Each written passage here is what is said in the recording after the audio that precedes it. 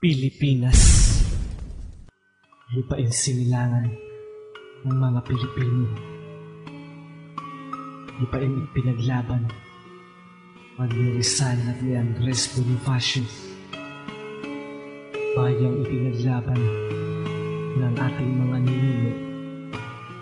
Ngunit sa ngayon, marami tayong hamon na pinakaharap. Isa na doon ang digmaan sa Mindanao. Korupsyon sa pagparin. Lumutol at bagyo na humagupit sa Visayas. Ngunit sa kabila ng lahat ng yan, hindi yan ang dahilan upang sumuko, kapatid.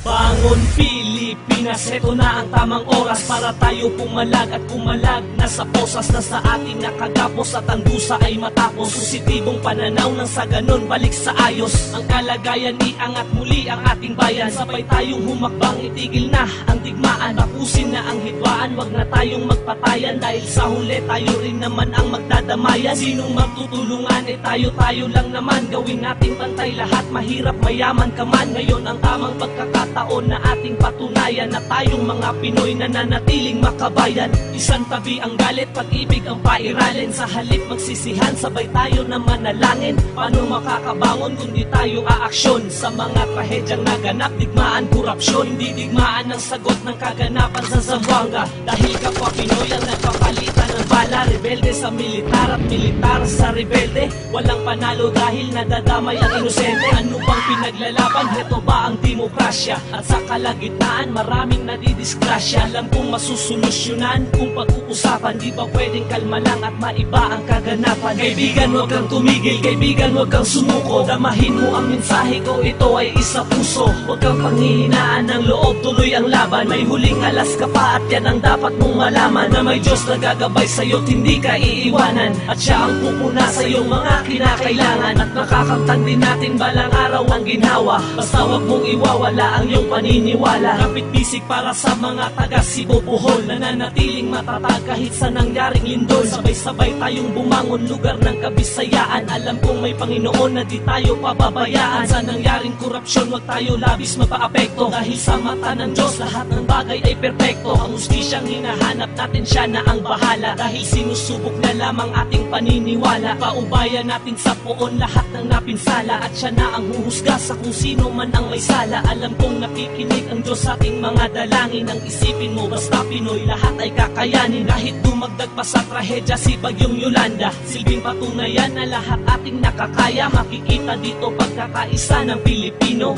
Di alintana kahit na Musliman o Kristiyano. Kahit mahirap tanggapin sa ating kalooban ang pinsalang idinulot ni Yolanda sa Tacloban. Huwag itapon ng pag-asa, ang lahat di pa huli. Para sa mga pamilyang naulilat na sawi. Lahat ng bagay may rason, kaya huwag kang panghihinaan ng loob. Dahil susunod na ang kaginhawaan. At di ka pababayaan ng Diyos, tandaan mo yan.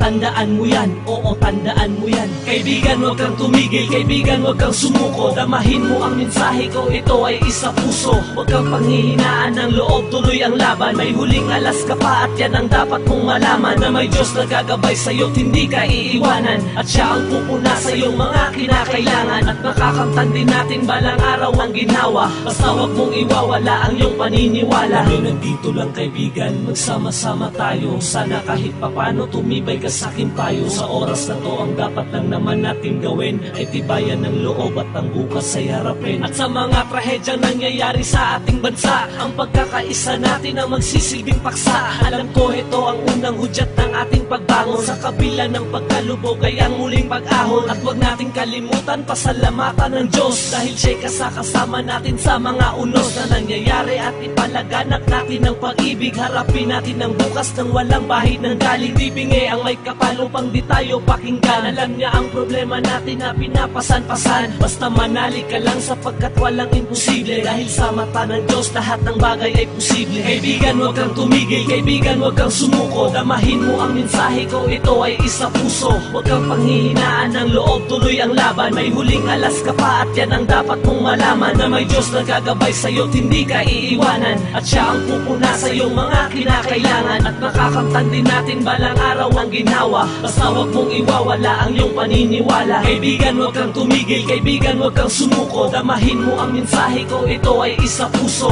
Wag kang panghihinaan ng loob, tuloy ang laban. May huling alas ka pa at yan ang dapat mong malaman, na may Diyos na gagabay sa'yo't hindi ka iiwanan. At siya ang pupuna sa iyong mga kinakailangan. At makakamtan din natin balang araw ang ginawa. Basta wag mong iwawala ang iyong paniniwala.